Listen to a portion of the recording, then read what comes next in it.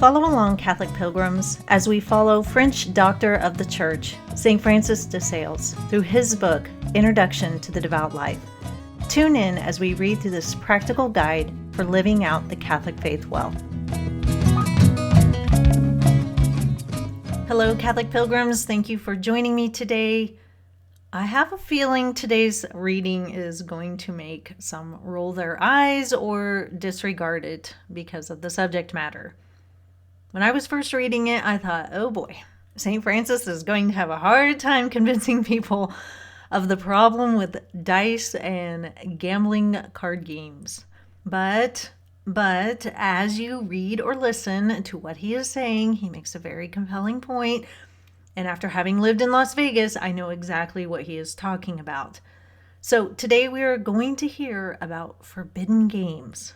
And I encourage you to just hear out St. Francis.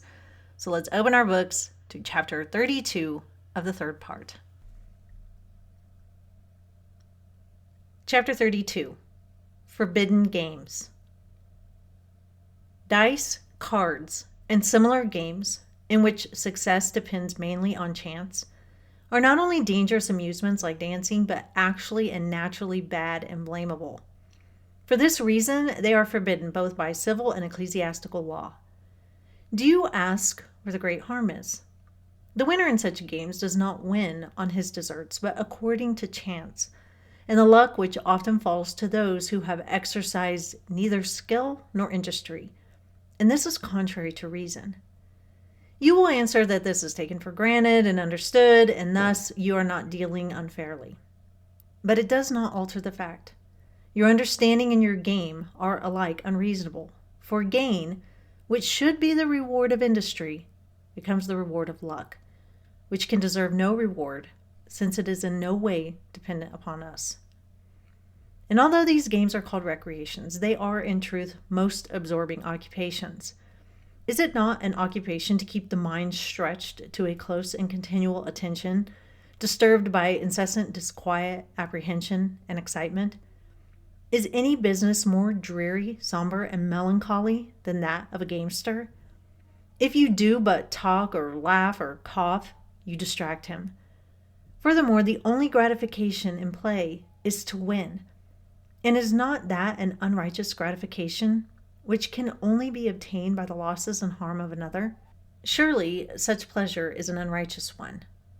The great King St. Louis, hearing that his brother, the Comte d'Agneau, and Walter de Nemours were gambling, rose from his sickbed and went with faltering steps to their apartment, where he rebuked them sharply, throwing their dice and part of their money out of the window into the sea.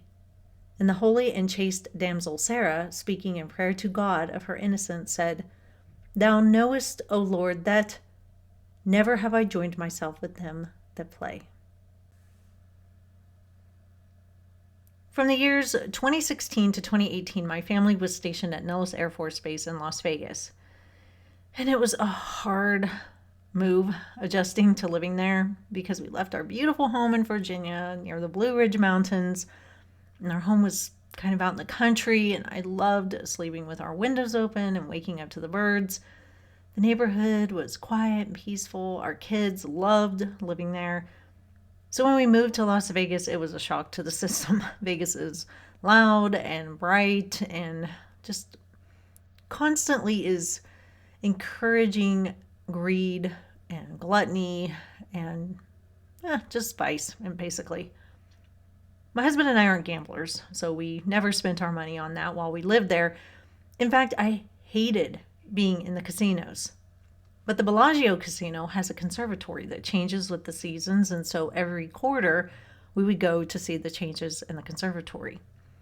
And every time I was there, I would see people sitting at the slot machines with just glazed over eyes and sour expressions. People would just be slouched in their seats, just mindlessly hitting the button on the machine. Never once did I see anybody having a good time or engaged in a way that was stimulating. I'll never forget this one time I went gambling in Kansas City for my cousin's bachelorette party, and the people in the casino were just disheveled, looked like they'd been there for days, unshaven, eyes all red from lack of sleep. Ugh, it was just awful seeing people that way.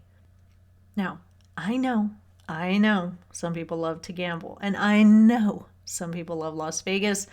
My grandmother loved to gamble.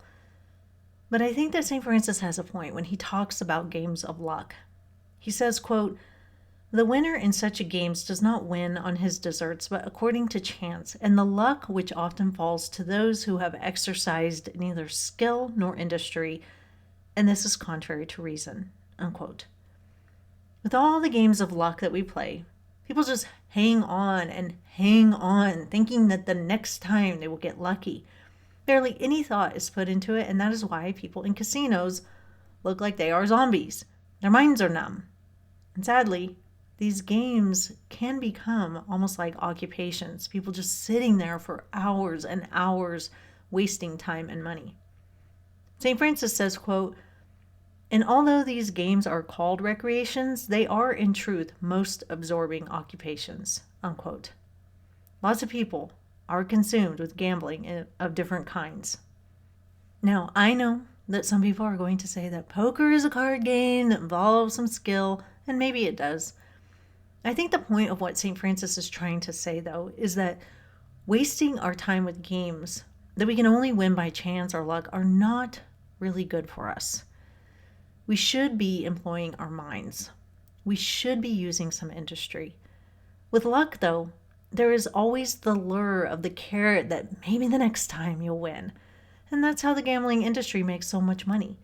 There's nothing you can do to advance yourself other than just spending more money and trying one more time. Just one more time. Now, I know that this reading may ruffle some feathers. And hey, I love to play bingo. My grandmother used to take me and my cousins to play bingo, and it's special memories that I have with her. But I do realize and recognize that it's just a mindless, chance-based game. And if I'm being honest, there are better things I can do with my time. And I know I won't get to the end of my life and wish that I had played more gambling games. I don't think any of us will. So that is all for today, Catholic Pilgrims. I'll see you back here soon. And until then, live the faith boldly and travel well.